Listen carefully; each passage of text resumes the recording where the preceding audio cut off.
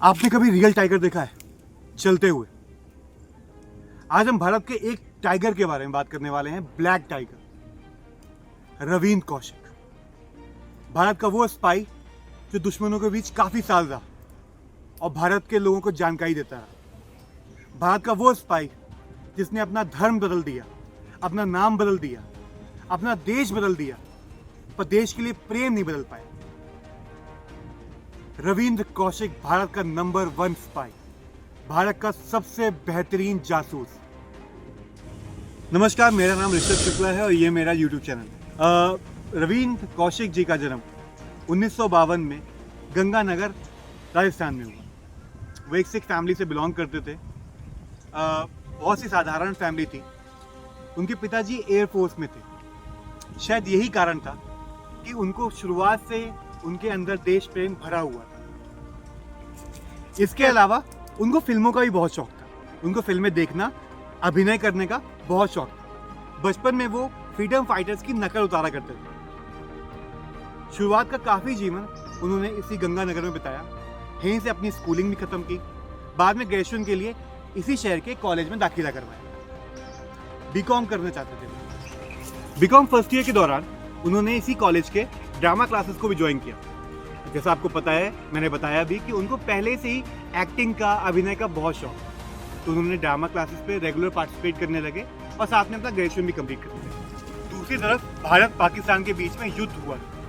इसका नतीजा सबको पता है। भारत ने पाकिस्तान को हराया, साथ में पाकिस्तान से बांग्लादेश को अलग किया। इसी समय रॉ के अधिकारी अपनी एजेंसी में कुछ और लोगों को रिक्रूट करना चाहते थे, जिनको बाद में पाकिस्तान भेजा जा सके और वहां की जानकारी को मुहैया करा सके। रॉ के कुछ अधिकारी एक नाटक देखने जाते हैं, एक ड्रामा देखने आते हैं। वहां पे एक कलाकार को देखते हैं जो एक फौजी का किरदार निभा रहा था, जिसको चाइनीज सिपाही प्रताड़ित कर रहे थे और उससे जानकारी मांग रहे थे। लेकिन वो सारी प्रताड़ना सहने के बाद भी वो जानकारी नहीं दे रहा था।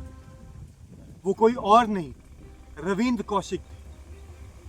जब वो रॉ के एजेंट, रॉ के अधिकारी उस कलाकार को देखते हैं, उसकी भावनाओं से वो इतने ज़्यादा इम्प्रेस हो जाते हैं कि वो डिसाइड करते हैं कि रवींद्र कौशिक को, उस कलाकार को, वो एक ऑप्शन देंगे, भारत की खुफिया एजेंसी के लिए काम करें।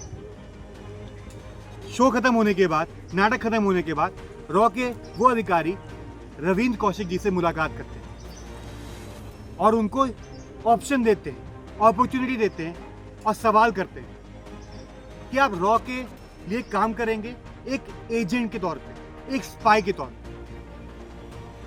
रवींद्र कौशिक जी 2 सेकंड का टाइम नहीं लगाते और वो तुरंत हाँ कह देते। वो जानते थे इसके बाद उनको अपना परिवार, अपना धर्म, अपनी भाषा, यहां तक अपनी आइडेंटिटी भी छोड़नी पड़ेगी और शायद देश को।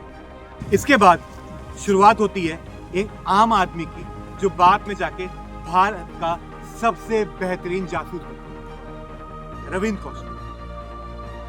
तब तक उनका बीकॉम ग्रेजुएशन कंप्लीट हो चुका था। उन्होंने अपने घर वालों से कहा कि उनको दिल्ली जाना है नौकरी के लिए।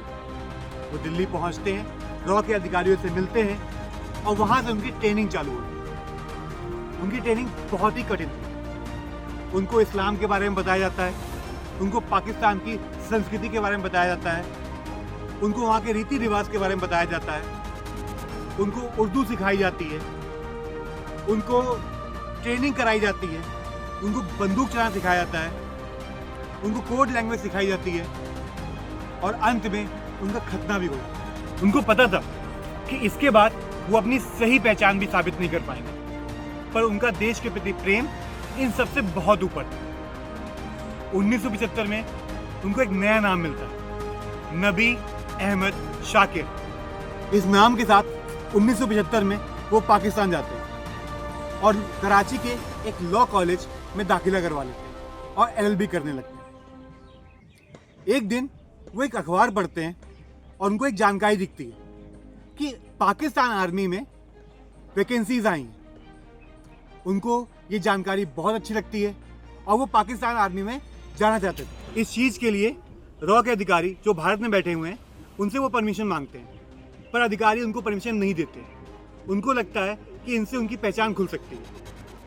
इस बात को रविंद्र कौशिक समझते हैं, लेकिन किस्मत की बात है कि 1 महीने के बाद फिर से एक न्यूज़ आती है। इस बार अकाउंटेंट की ज़रूरत थी पाकिस्तान की आर्मी में, और इस बार वो अप्लाई कर देते हैं क्योंकि उन्होंने बीकॉम भारत में पहले ही करा हुआ था, तो उनको इसकी नॉलेज थी और पाकिस्तान की आर्मी में उनका सिलेक्शन भी हो जाता है। ये बहुत बड़ा कदम था, ये बहुत बड़ी सफलता थी रॉ की और रविंद्र कौशिक की। तो भारत के दुश्मनों के बिल्कुल बीच में आके बैठ गए थे। 1979 से 1983 के बीच उन्होंने बहुत सी महत्वपूर्ण जानकारी भारत को मुहैया कराई, चाहे वो सैन्य अड्डे हो पाकिस्तान के, चाहे वो वहाँ के अफसरों का नाम हो, चाहे वहाँ की चेक पोस्ट हो, चाहे भारत के खिलाफ जो भी योजनाएं बनाई जा रही थी, उस सब की जानकारी वो भारत को पहुँचाते थे। इसकी वजह से भारत पाकिस्तान से हमेशा एक कदम आगे रहता था।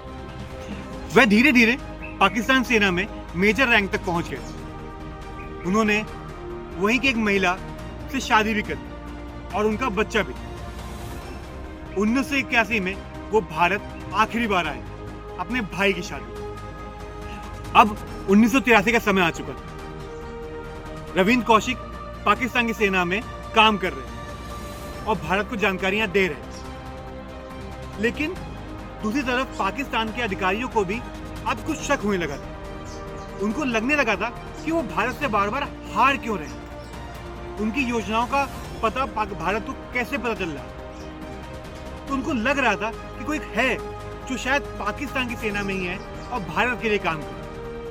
उन्होंने काफी लोगों पे सर्वेलेंस किया, उनमें से एक रविंद्र कौशिक भी, क्योंकि जब पाकिस्तान की सेना ने पता किया तो ये पता चला कि रविंद्र कौशिक का पाकिस्तान में कोई भी रिश्तेदार नहीं है। अब वो समय आ चुका था जब रविंद्र कौशिक को बहुत ही कठिनाइयों से गुजरना पड़ेगा, वो भी उनकी गलती से नहीं, किसी और की गलती से। रॉ का एक एजेंट था जो उनसे मिलने के लिए पाकिस्तान आ रहा था। इसकी जानकारी पाकिस्तान के सेना को पता चली और उन्होंने उस एजेंट को पकड़ लिया, उसको बहुत टॉर्चर किया। टॉर्चर के दौरान उसने सब कुछ कबूल दिया कि वो पाकिस्तान के एक अधिकारी जो रविंद्र कौशिक है उनसे मिलने आ रहा है। उनकी सारी पहचान बता दी गई। पाकिस्तान के अधिकारियों ने एक प्लान बनाया। रविंद्र कौशिक को उसी स्पाई से मिलने के लिए बुलाया एक पार्क में।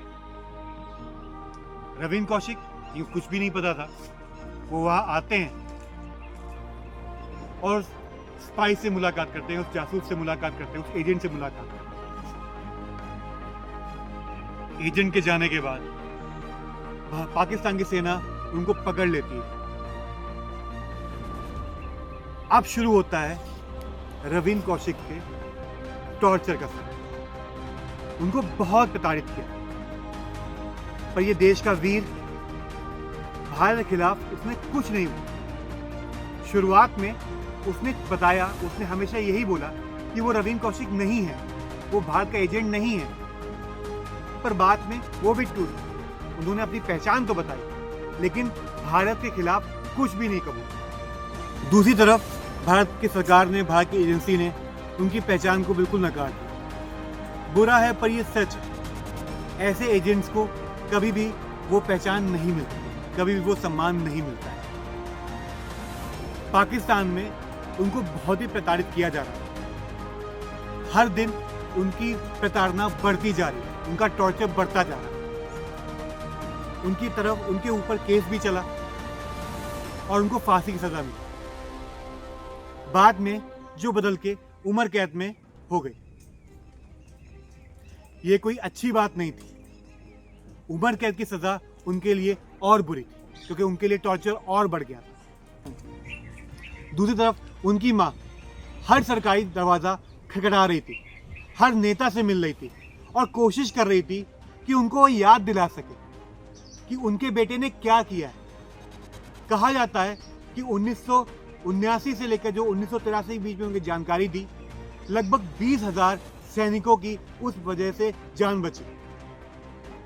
वो चाहती थी, उनकी माँ चाहती थी कि जो उनके बेटे ने भारत के लोगों के लिए किया, भारत के लिए किया, अपने देश के लिए किया, उनको याद किया जाए, लोग उनकी मदद करें और पाकिस्तान से बात करें उनकी रिहाई के लिए, पर उनकी सारी कोशिशें नाकाम रही। अंत में कुछ ना हो पाया। बताया जाता है कि 2001 में 18 साल यातनाएं झेलने के बाद भारत का वो ब्लैक टाइगर, भारत का सबसे बेहतरीन स्पाई का निधन होता है। मौत का कारण टीबी और हार्ट अटैक को बताया जाता है। अंत में मैं बस आपसे ये कहना चाहूँगा, Ravindra Kaushik the Indian black tiger, जो उन्होंने किया देश के लिए वो बहुत ही सम्मानित है और हमको उनको सम्मान देना चाहिए। चाहे उनके नाम पे एयरपोर्ट ना हो, जगह ना हो, लेकिन उनको सम्मान मिलना चाहिए और हम सबको देना चाहिए।